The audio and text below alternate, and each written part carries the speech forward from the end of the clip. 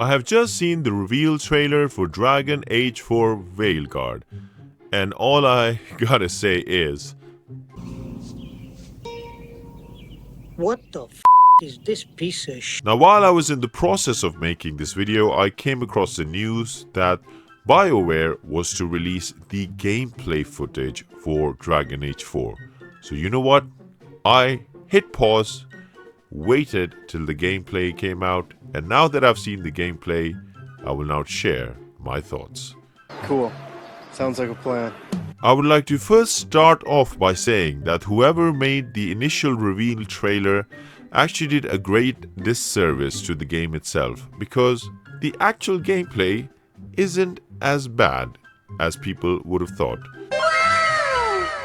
The reveal trailer most definitely gave the game looter shooter slash hero shooter vibes, and it felt like we were about to get Suicide Squad 2.0. And it also felt like we were gonna get Marvel-like joke every minute kind of dialogue, and the game would not be taking itself seriously. So it was somewhat of a relief to watch the gameplay and find out that the game most definitely is a sequel to the previous game, as opposed to some kind of strange, comedic, soft reboot. Oh my god! The game is definitely aiming to be epic, just like Inquisition, and in fact, the first few moments of the game that have been shown in this gameplay footage actually gave off the feeling of those first few moments of Inquisition. Unfortunately, I still have some of those gameplay concerns that I've had with the game since Dragon Age 2. Now, I'm one of those cats who's always felt that Dragon Age Origins build customization is still a bit more deep than any of its sequels, and unfortunately, I'm not sure if this game is actually going to fix that. Okay, Boomer, yeah, I know what that means. And guess what? I don't care what you think. Get off my lawn. I also cannot be the only one who, while watching the gameplay footage, kept getting reminded of mobile phone RPGs. Speaking of mobile phone RPGs, this video is sponsored by Raid Shadow Legends. And no, I am not going to insert a Raid Shadow Legends ad here, but I do have to say, I have a concern that this game is going to be treated with the magic wand of games as a live service. Now on to the ever-dwindling art style of Dragon Age. Unfortunately, the game is in fact even more uglier than its prequel, and that is saying something. Now, Dragon Age Origins wasn't the best looking game, but it did have this somewhat unique style that seemed quite realistic in places compared to its more cartoonish sequel. But even worse are the actual companions that you have in-game. The companions in Origins, the companions in Dragon Age 2 at least had some kind of charisma to them. In Inquisition, it seemed that they had lost a lot of that charisma, and well, in VEILGUARD, there is none to be seen. This is one of the most bland, uncharismatic bunch of companions I have ever seen in a video game. And of course, it does not help when these ESG chasing developers are deliberately trying to make characters that are ugly because they are, in their words, trying to break societal norms about beauty. On top of that, of course, you have the usual trying to make the woman look a little bit more masculine.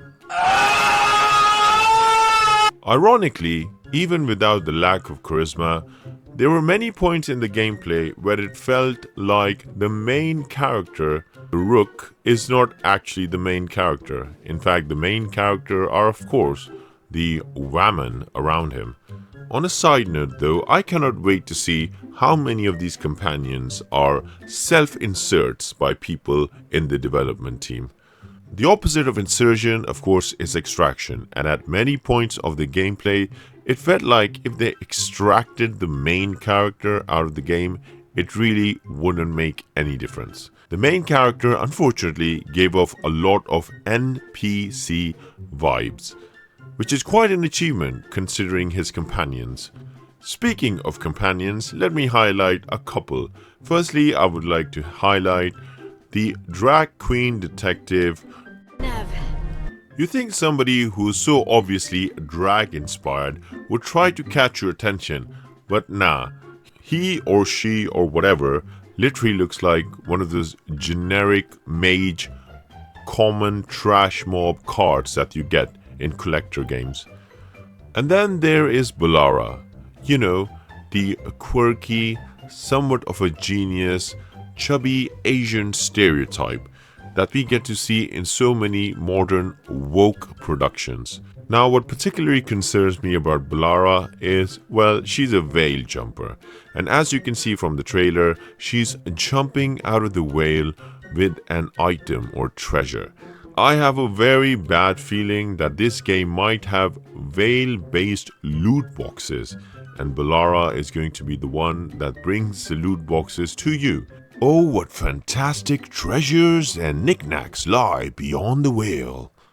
And finally, we have Harding the Scout, our residential dwarven girl boss, who is, of course, much more able, much stronger, and much more talented than her counterpart, Varric. And here are my thoughts about her design. There is a reason why Varric has been given the look of Thorin Oakenshield from The Hobbit, and why Harding has been given Varric's traditional red hair. I have a feeling that she is going to be the official replacement for Varric. And also remember that Varric has in fact been the character that leads a lot of the story narrative of the last few games, especially as sort of a narrator of the story. So we can expect Harding to essentially become the lead narrator of the game going forward. Because of course, the future is female. Am I right, girls? Slay Queen! The age of men is over.